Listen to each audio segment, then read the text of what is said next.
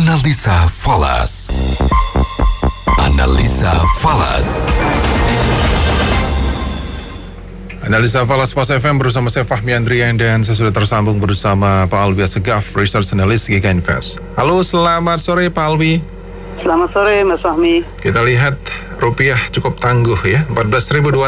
Apa yang terjadi dengan rupiah Pak Alwi? Iya, betul. Rupiah memang dalam beberapa hari terakhir ini cukup tangguh ya terhadap dolar Amerika Serikat, dan khusus hari ini penguatan rupiah ini didukung ya baik dari eksternal maupun dari internal sendiri. Nah, adapun dari eksternal itu koreksi dolar ya atas mata uang utama dunia lainnya itu juga turut membantu penguatan rupiah hari ini. Jadi data Jumat lalu ya, di mana non-farm payroll itu meleset dari perkiraan ya, hanya tumbuh 194.000 ya di bulan September dibanding dengan di expect survei yang dihimpun oleh analis ya, yang memperkirakan adanya pertumbuhan 500.000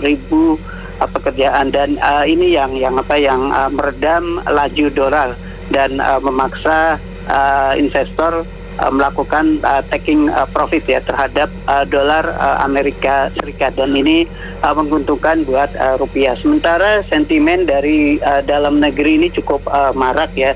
Setelah minggu-minggu sebelumnya kita lihat data dalam negeri ya, aktivitas manufaktur itu sudah keluar dari zona kontraksi. Kemudian data minggu lalu juga ada data cadangan devisa yang tercatat sebesar 146,9 miliar ya. Ini merupakan rekor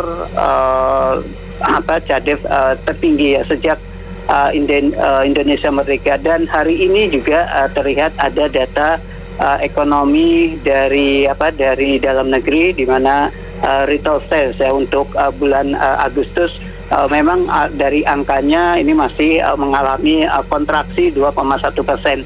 Tapi kalau dibandingkan dengan bulan sebelumnya, ini terlihat adanya pemulihan ya. Bulan sebelumnya kontraksi 2,9%.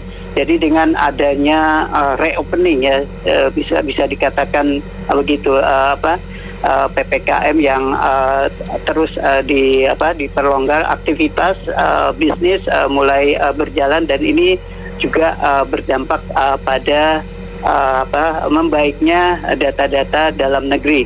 Dan hal ini juga menarik investor asing ya untuk masuk ke dalam negeri ya, di mana hal ini terlihat juga dari aktivitas di bursa saham ya, di mana investor asing di minggu lalu saja ini sudah melakukan pembelian bersih atau net buy hingga mencapai 10,31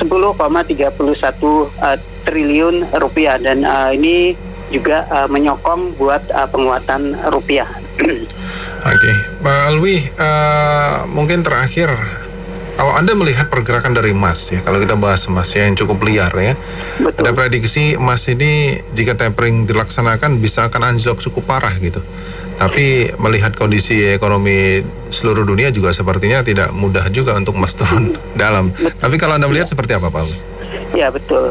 Jadi kalau saya melihat sih emas mungkin ketika tapering dia akan turun. Tapi tapering artinya dengan diumumkan tapering artinya sudah menjadi jelas, dan pasar sepertinya sudah mendiskon harga ya penurunan tersebut, sehingga ketika tapering dilakukan kemungkinan investor karena mereka sudah antisipasi duluan, jadi tidak terlalu kaget. Dan perlu dicatat bahwa ketika tapering maka inflasi juga akan mengalami peningkatan, dan masalah mengenai hutang Amerika yang cukup besar ini juga bisa membuat logam mulia ini diburu sebagai safe haven. Jadi mungkin ada penurunan ketika tapering, tapi investor mereka sudah antisipasi. Jadi ketika tapering dilaksanakan, ya mungkin ada penurunan, tapi penurunan tersebut diantisipasi dan mereka melihat ke depannya akan seperti apa, bahwa inflasi akan meroket, di mana saat ini juga sedang terjadi krisis energi ya, yang juga bisa mendorong inflasi terus mengalami kenaikan. Dan emas sendiri ya untuk kedepannya itu masih dipandang sebagai lindung nilai terhadap inflasi. Jadi untuk prospek jangka panjang sebetulnya masih tetap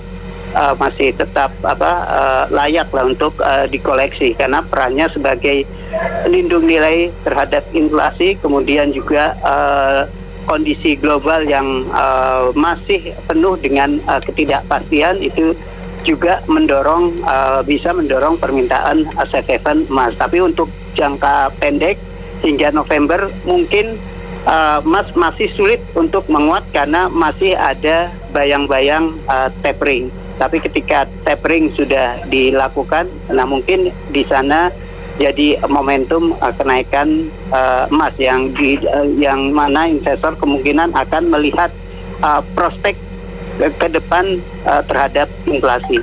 Baik, terima kasih banyak kalau begitu atas waktunya Pak Alwi. Selamat sore dan sukses selalu untuk Anda. Selamat sore Mas Fahmi, terima kasih. Analisa Falas bersama Alwi Assegaf, Research Analyst GK Invest, saya Fahmi Andrian.